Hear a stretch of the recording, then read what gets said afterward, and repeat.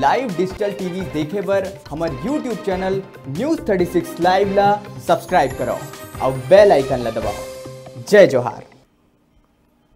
अंतर्राज्यीय सड़क निर्माण के अधूरा स्वीकृति के सेती 2 साल ले डोंगरगढ़ ले खरखाटोला बौरत तालाब सड़क निर्माण अधूरा पड़े रही, जेकर सेती इस क्षेत्र के अलावा इस सड़क ले गुजरने वाला यात्री मन बड़ हलकान होवत रहीन।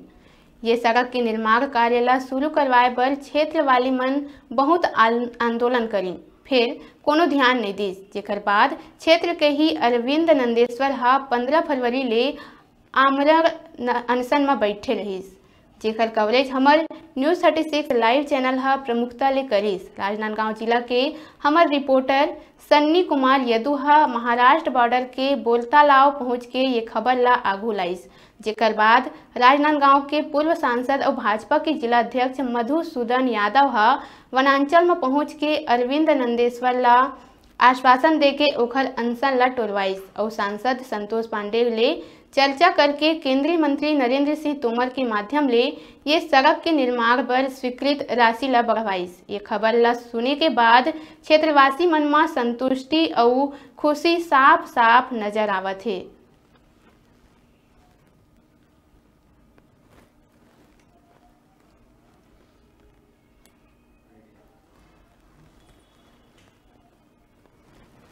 अब बेरा है छोटे से ब्रेक लेके, ब्रेक के बाद फिर मिलबो।